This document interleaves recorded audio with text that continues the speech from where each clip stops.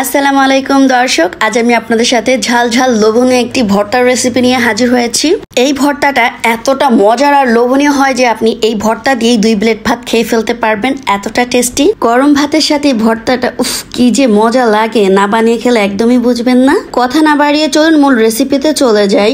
শুরুতেই কড়াইতে আমি সরিষার তেল দিয়ে দিচ্ছি আর এর ভেতরে কয়েকটা শুকনো মরিচ দিয়ে দিলাম। এবার শুকনো মরিচটাকে হালকা বাদামি করে ভেজে নিব, তবে পুড়িয়ে ফেলা যাবে না। আপনারা ভর্তায় কতটুকু ঝাল খাবেন সে অনুযায়ী শুকনো মরিচটা নিয়ে নেবেন। আমি শুকনো মরিচটাকে ভেজে নিয়েছি।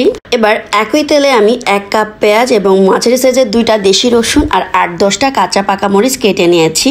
আর এই মরিচগুলো কিন্তু খুবই ঝাল। আমি আজকে বলেছি ভর্তাটা ঝাল ঝাল হবে, আর ভর্তা ঝাল হলেই খেতে বেশি ভালো লাগে। আপনারা আপনাদের আন্দাজ মতো ভর্তায় ঝাল দিয়ে দিবেন। এবার চুলার আঁচ মাঝারি করে দিয়ে পেঁয়াজটাকে ভেজে নিব হালকা নেতিয়ে যাওয়া পর্যন্ত। দেখতে পাচ্ছেন পেঁয়াজটাকে আমি হালকা করে ভেজে নিয়েছি। এবার চুলা থেকে নামিয়ে নিচ্ছি। এবার ভর্তাটা বানিয়ে নিব। আমি শুরুতেই শুকনো মরিচের যে ডাটাটা আছে ওটা ফেলে দিচ্ছি। এবার লবণ দিয়ে শুকনো মরিচটাকে ভেঙে নিব। শুরুতে লবণ দিয়ে যদি শুকনো মরিচটাকে এইভাবে ডলে নেওয়া যায় তাহলে কিন্তু একদম গুঁড়ো গুঁড়ো হয়ে যায়। মরিচটা ভেঙে নিয়েছি।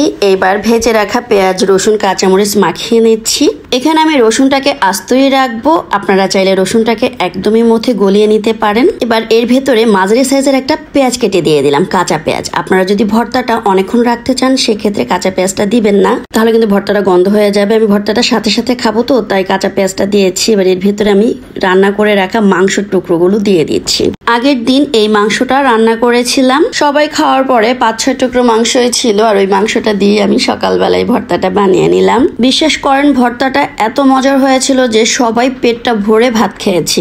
আর এখানে যে পরিমাণ ভর্তা হয়েছে আপনারা 4-5 জন অনায়াসেই ভাত খেতে পারবেন। দুপুর বলেন আর রাতে যে কোনো সময় আপনারা এই ভর্তাটা বানিয়ে দেখতে পারেন। উফ, এত মজার ভর্তা আপনি না খেলে পুরোই মিস করবেন।